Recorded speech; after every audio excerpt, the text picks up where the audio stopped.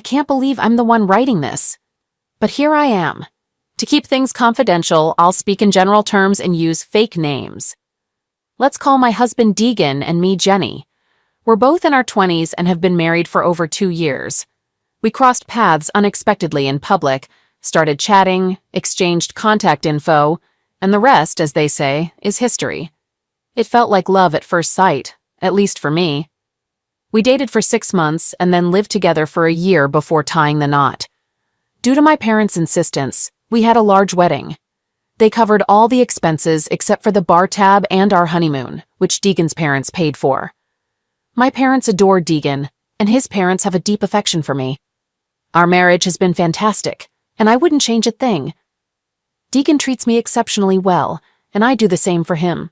It's just our natural way of expressing love. Now, you might wonder, what's the issue here? Well, the problem is that I cheated on Deegan with a colleague from work 2 months ago, and now I'm burdened with guilt. Whenever Deegan does something kind for me, I feel terrible inside. I'm overwhelmed with guilt and a sense of not deserving his kindness. In an attempt to make amends for my betrayal, I've been exceptionally attentive to him since we returned from our trip. While we've always been naturally affectionate with each other, I'm taking it to another level. My dad even playfully teases us, suggesting we get a room because we're constantly engaged in some form of public display of affection. Like I mentioned earlier, I won't delve into details, but I want to clarify how things unfolded with my coworker. I was chosen to join a special work team at my company. This project was a significant venture for the company and held great importance for our shareholders. Working on this assignment was satisfying but incredibly demanding and stressful, to the extent that one of our team members, a woman, experienced a nervous breakdown. Most of our work on the project was done remotely, but we did have 3 in-person team meetings along the way. As we neared the project's completion, something went wrong with the part I was responsible for. This required me to spend a week at one of our regional offices to fix the issue. Initially, 3 of us were scheduled to go, but at the last minute, the woman I mentioned, who had the nervous breakdown, had to cancel for obvious reasons.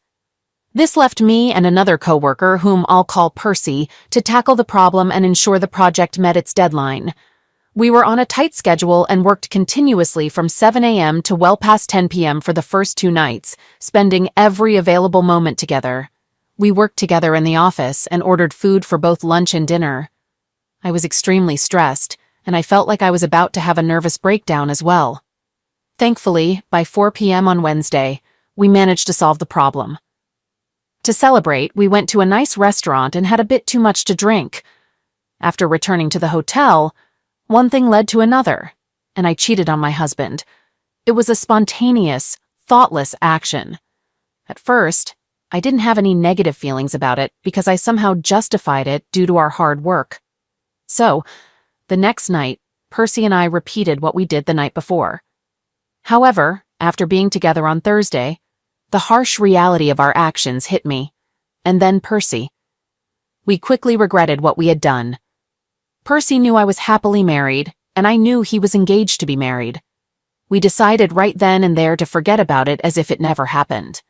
We were also worried that if news of this affair ever got out within our company, it could damage our reputations and potentially jeopardize our jobs, since it occurred during a company-paid business trip. We went our separate ways that night and agreed not to speak or communicate unless absolutely necessary. It wouldn't be too difficult since the project we worked on was a unique situation, and we lived on opposite sides of the country, making it unlikely for us to cross paths again.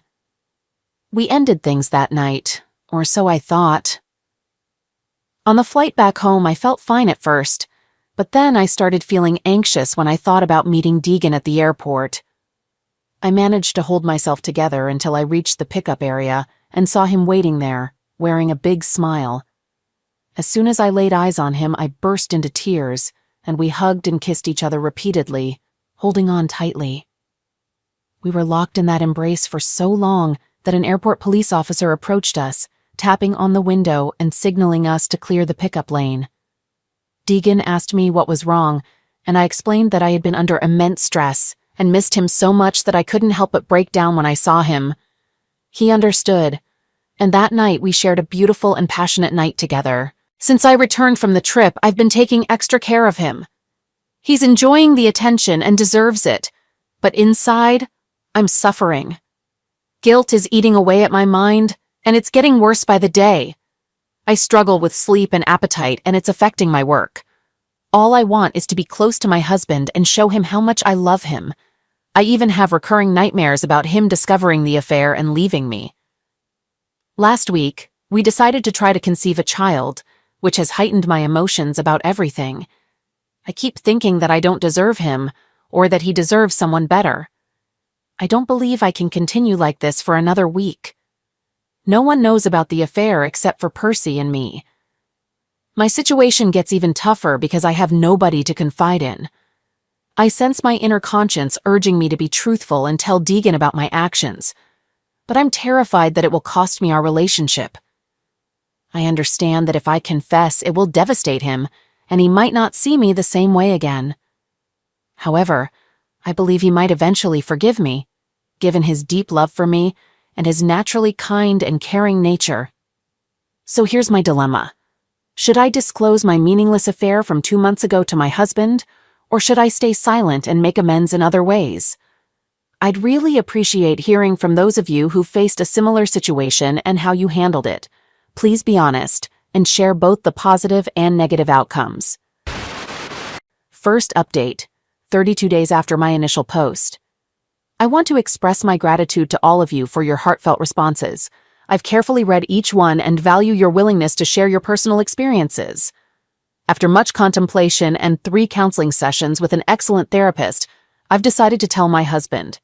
It's going to be incredibly tough for me, and it will undoubtedly devastate him. But it's something I have to do. To prepare for this, I've created a detailed timeline of the affair, which wasn't difficult since it was purely physical and lasted less than 24 hours with no emotional involvement. My therapist has also provided me with some helpful articles on how to support a spouse dealing with infidelity, specifically what actions to avoid. I mentally prepared for the possibility that he might need some time apart from me. Based on what I've learned, this reaction is entirely normal, although I will be saddened if he chooses to react that way. As I mentioned earlier, my husband is an affectionate and caring man. He's generous and protective, so I don't anticipate him responding in that manner to this news.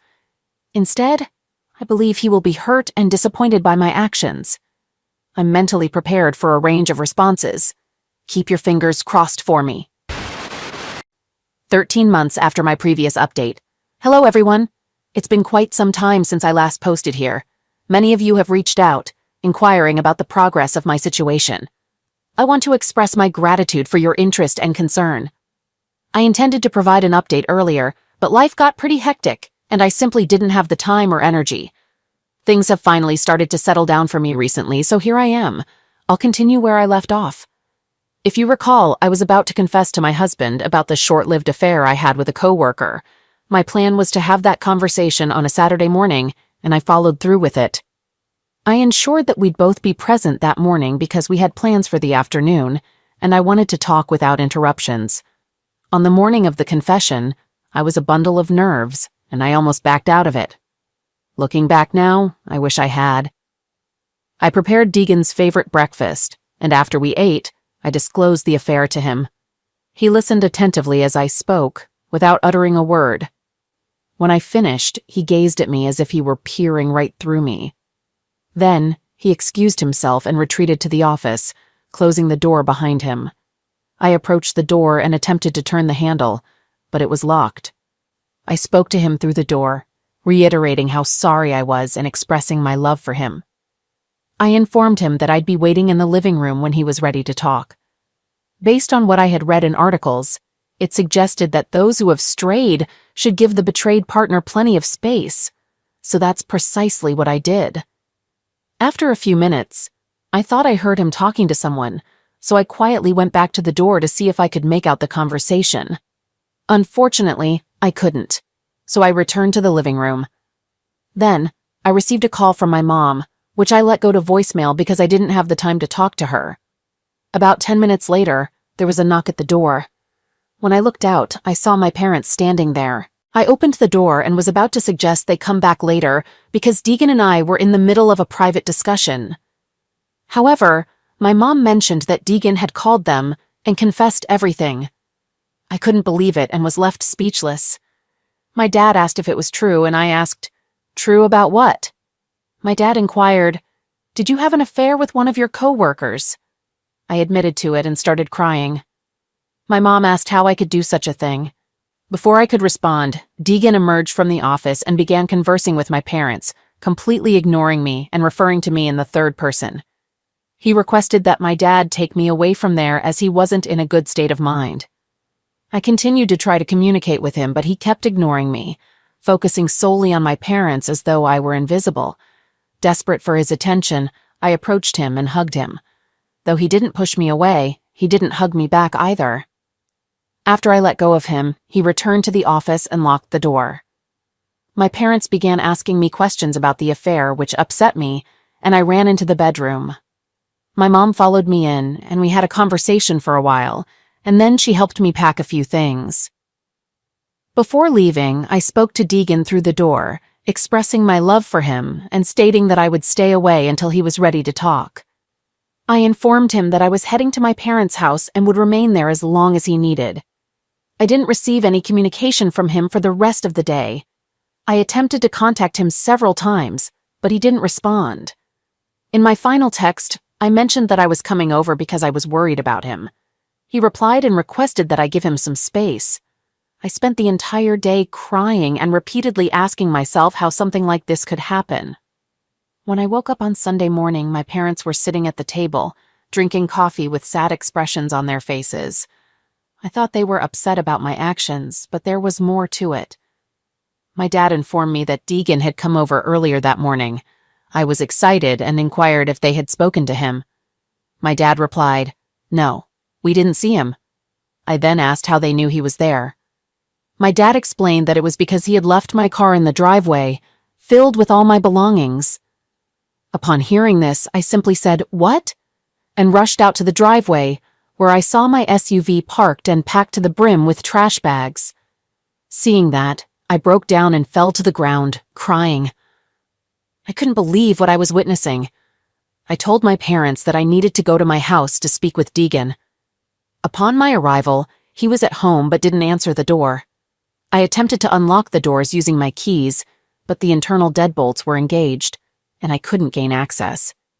My next thought was to enter through the garage, but when I checked my visor, I realized Deegan had taken the remote. My idea was to enter through the garage keypad, but he had changed the code, effectively locking me out of my own house. Given the early hour on a Sunday morning, I didn't want to disturb the neighbors, so I started texting him. Initially, I was polite, but when he didn't respond, I sent a text expressing that it was my place too, and he couldn't just lock me out. His response was simply, "Sue me." I couldn't believe that the man I had once loved deeply and who had been kind and caring was treating me this way. I knew I deserved consequences, but not like this. At the very least, I expected him to be civil and not behave like someone irrational. Ultimately, I returned to my parents' house, locked myself in my old room, and spent most of the day in tears, utterly bewildered by the events of the past 24 hours. Throughout the day, I continued my attempts to contact Deegan, but he remained unresponsive.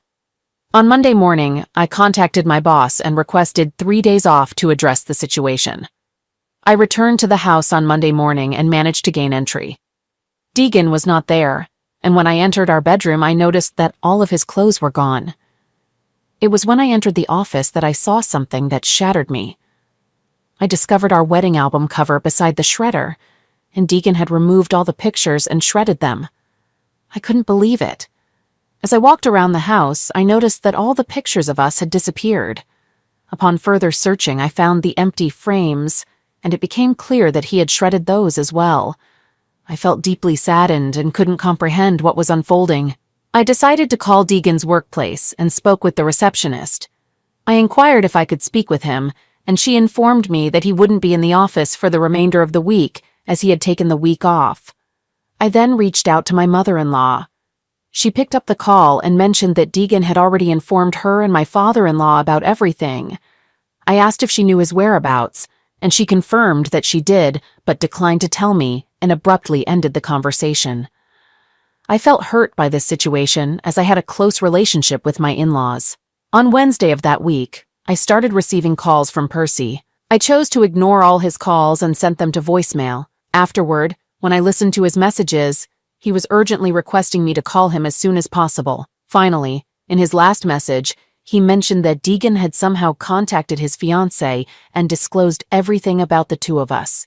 Upon hearing this, I called Percy, and he was angry. He reminded me that we had promised not to disclose anything to anyone. I acknowledged this and admitted that I should have informed him before speaking to my husband, but I hadn't anticipated his reaction. Percy then revealed that he had told his fiancée that my husband was lying and that nothing had occurred. He informed me that she intended to call me, and he insisted that I tell her the same story. I informed him that I couldn't comply with that request, and he began pleading with me. Once I reiterated my refusal to lie, he started verbally attacking me, using hurtful words and insults. He wouldn't stop, so I decided to end the call by hanging up on him and blocking his number. Shortly after, I received a call from his fiancée, and I disclosed everything to her. She remained silent as I recounted the events, and when I finished, she abruptly hung up. However, the ordeal didn't conclude there. When I returned to work the next day, I was summoned to the office of the HR director, who happened to be a friend of mine. Initially, I didn't suspect anything amiss, but upon arriving, I noticed the HR manager and the director of security were also present. I had a feeling I might be in trouble. They asked me to take a seat and mentioned that they had some questions for me. They informed me that they had been contacted by someone alleging that Percy and I had engaged in an affair during company time and had utilized company resources. My heart sank, and I started to cry. I then proceeded to confess what had occurred, but clarified that nothing had happened during official work hours. The HR director explained that when salaried employees travel for business, the entire trip is considered work time. She went on to clarify that the hotel room is regarded as a company resource since it was paid for by the company. They proceeded to inquire about the second night when Percy and I were together. They asked if I had dinner with Percy that evening, and I reluctantly admitted that I had. They followed up by asking if I had consumed wine, to which I replied affirmatively, disclosing that I had 2 glasses. Next, they inquired if I had bought the wine, and I responded that I hadn't. Percy had made the purchase. The HR director pointed out that this violated company policy because employees are not allowed to use another employee's card for food or drinks. As a result, I received a final written warning for these infractions, while Percy faced termination. To clarify, there was no preferential treatment due to my gender. Percy would have faced the same consequences if those were the only issues, but unfortunately for him, there was more to his situation.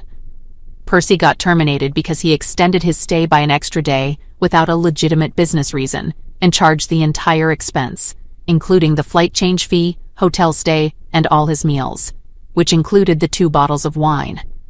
He extended his stay solely to be with me the following evening. I feel deeply remorseful about what happened to Percy.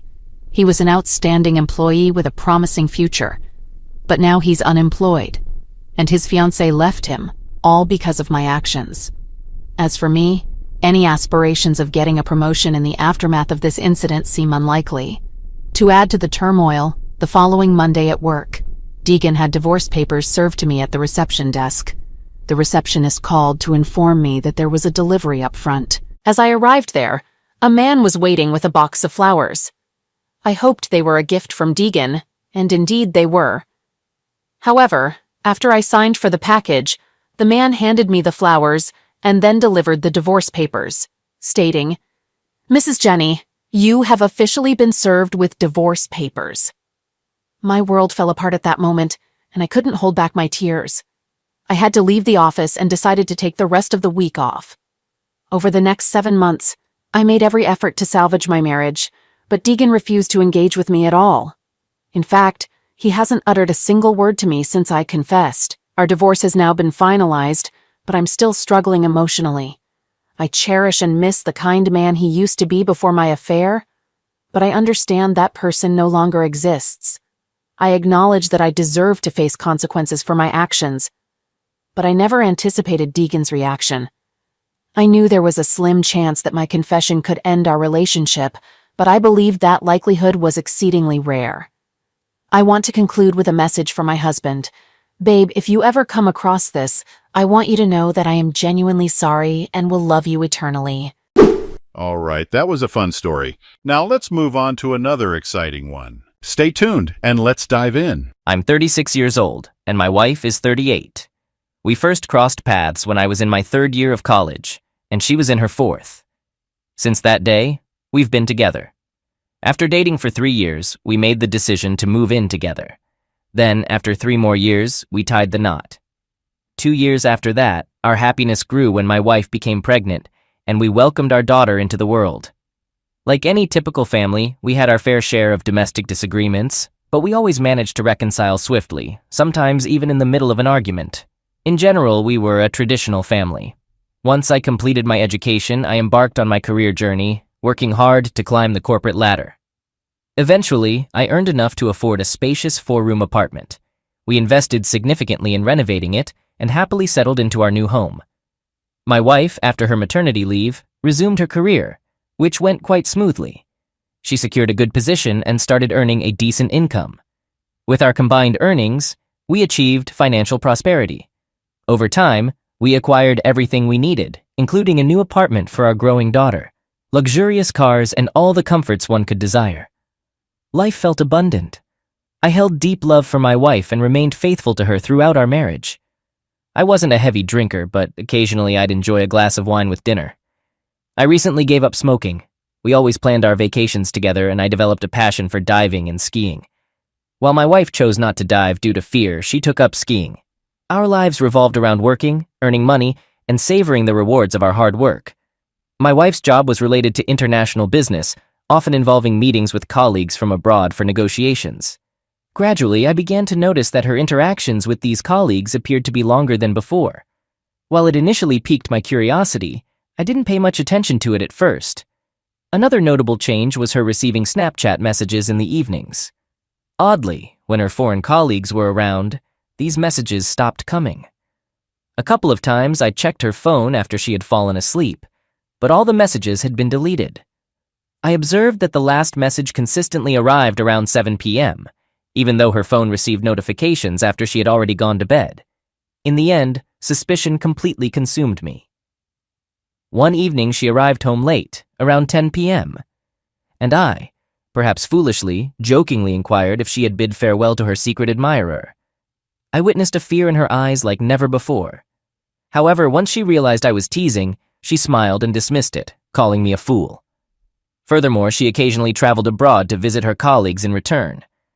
When my suspicions peaked, I reached a breaking point. I resorted to installing spyware on her phone, enabling remote control through SMS or my personal account. This software could capture audio from her surroundings, take pictures with the camera, and send all the data to my personal account. One day she embarked on another business trip, and in the evening, after spending time with our daughter, assisting her with homework, and putting her to bed by 10 p.m., I accessed the spyware account and instructed it to record her phone's surroundings for 10 minutes. A few minutes later, a recording popped up on my account, and upon listening, I heard my wife's voice in a room with a man. They conversed in English, and I comprehended every word. Their discussion revolved around ordinary life matters, accompanied by laughter. I realized they were alone in that room. Then, a sudden clinking of glasses amid their laughter sent my heart racing. At that instant, I sent another command to record for an additional 20 minutes and capture an image of the surroundings. Shockingly, the photo came out as a dark square, indicating the phone was placed with the camera facing down. Swiftly, I directed the program to snap a picture using the front camera. The resulting photo showed the phone resting on the bedside table in the room, partially capturing the bed's headboard and an adjacent wall lamp. 15 minutes later, another recording emerged, sending shivers down my spine. As I played it, their laughter and conversation filled my ears once more. I found myself in a state of disbelief and shock, as if my entire world were collapsing right before my eyes. Stunned, I poured myself a drink and instructed the program to record for an additional 4 hours, during which I drowned my sorrows in alcohol. The following morning, Thursday, I was utterly shattered. As it was time for my daughter to go to school, I informed her that she didn't need to attend classes that day. I also notified my boss that I would be taking a couple of personal days until Monday. My wife's expected return was on Sunday, so I settled down and began listening to the 4-hour recording. However, I could only bear to listen for 40 minutes because at that moment I unmistakably heard the sounds of my wife's pleasure, the same sounds I had known for over 13 years. It felt like a sharp knife had pierced my heart, causing both emotional and physical anguish. Stunned and overwhelmed, I hurried to the bathroom, feeling nauseous.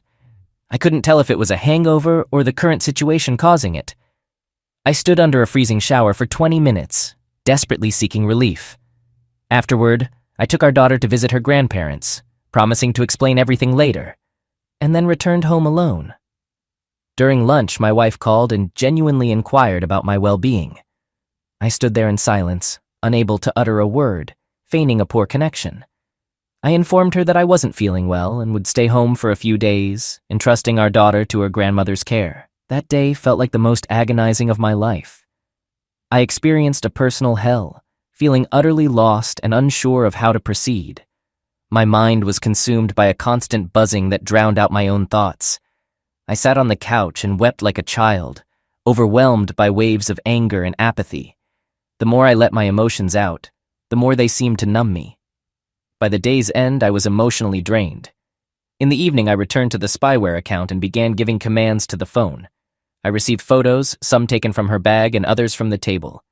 There were recordings of her performances in restaurants with numerous voices, presumably her colleagues. Then, as the evening progressed, I stumbled upon something different. The phone was once again on the bedside table, capturing her voice along with someone else's. However, this time there were no intimate sounds. Unable to endure it any longer, I called her. After 4 rings, she answered, noticeably panting. I inquired about her heavy breathing, and she explained that the hotel elevator had broken down, forcing her to climb the stairs to her room. We talked for a while, and I did my best to maintain a calm and steady voice. Eventually, I mentioned that I was going to bed, wished her good night, hung up, and swiftly sent a command to the spy program, requesting a rapid series of pictures using the front camera. Her mistake occurred right then. After our call, she placed the phone not on the bedside table but on the bed beside her. As a result, the front-facing camera started capturing slightly tilted but candid photos. These images revealed her sitting astride someone else with her head thrown back. Following that, there was a recording that captured unmistakable sounds, instantly exposing her actions. That was the final straw for me, and I documented these notes and materials. At that point, she had become a complete stranger to me. From that moment on, I refrained from further investigation until Sunday, because everything had become painfully clear. I was pondering my next steps.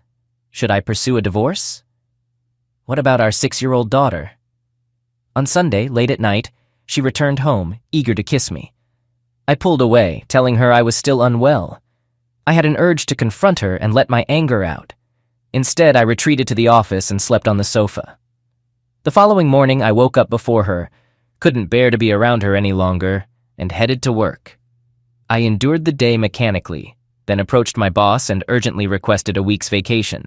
I saved all the proof on a flash drive and then phoned my wife. I told her I had to go on a 1-day business trip, but asked her not to take our daughter away from her grandmother because I had a surprise planned. That night, when I returned home, I packed my bag quickly. She helped me pack, acting politely and innocently. However, her insincerity made me angry. I took my bag, left the USB drive on the bedroom nightstand, and called a taxi to our second apartment, the one set aside for our daughter. Once there, I called a friend and suggested going abroad for a few days. He agreed, and we hastily booked tickets for an early morning flight to Munich. It was in Munich that I confessed everything to him.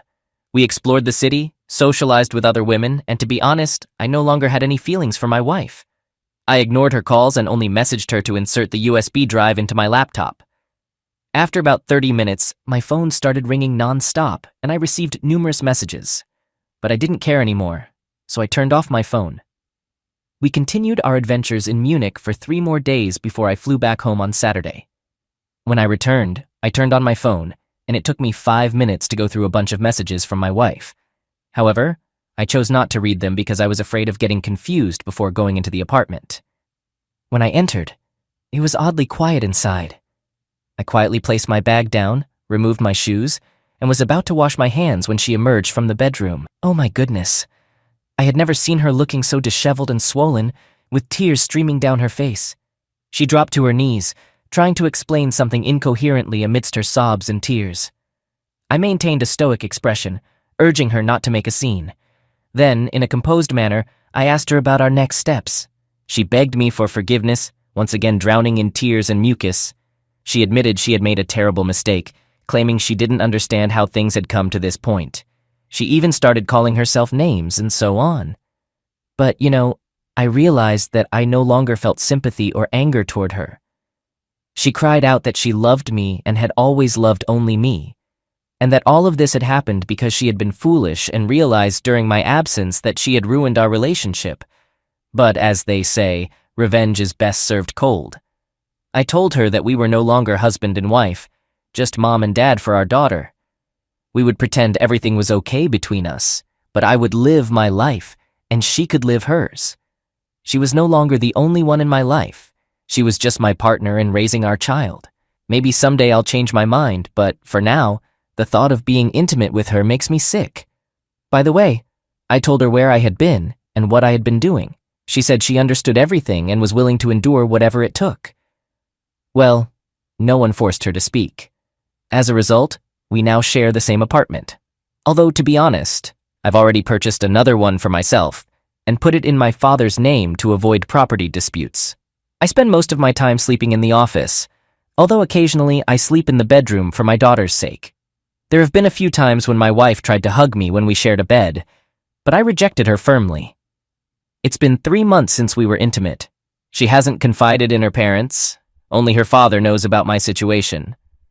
We agreed to take a family vacation once a year for a week, but now we'd have separate beds. I often hang out with friends and have made new acquaintances, including some attractive women. Sometimes I wonder when she'll reach a breaking point and leave or file for divorce, but she hasn't yet. I frequently catch her staring at me like a scared cat. But honestly, I don't care. Even though I see her making efforts, I find satisfaction in her pain.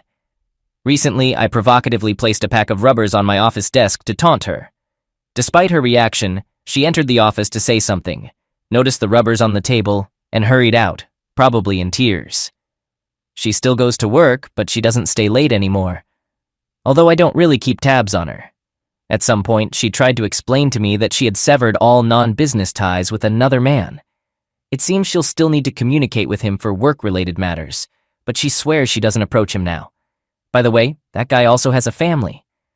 I told her that her relationships with sexual partners are none of my concern, and she's free to do as she pleases. She doesn't need to inform me about her intimate encounters.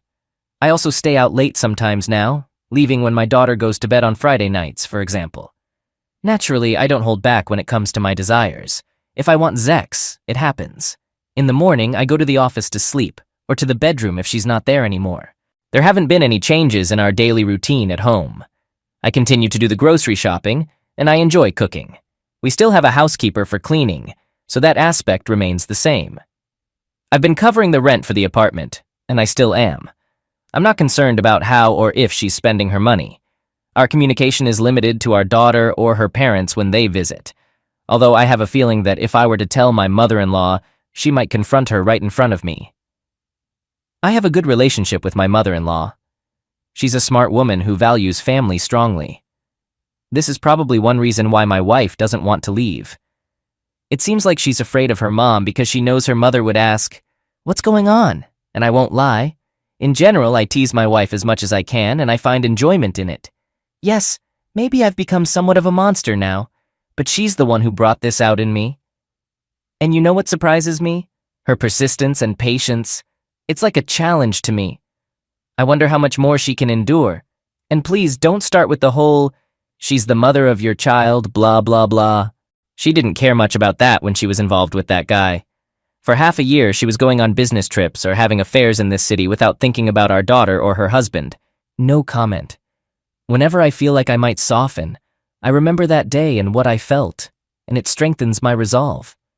I become unyielding again. So this is how I'm living now. Our daughter is doing well. We're good parents, and I still help her with her schoolwork in the evenings. Our mutual friends are unaware of our situation. Maybe when I get tired of tormenting her or decide enough is enough, I'll switch off my hostile mode and have a conversation with her. But not right now. Not now.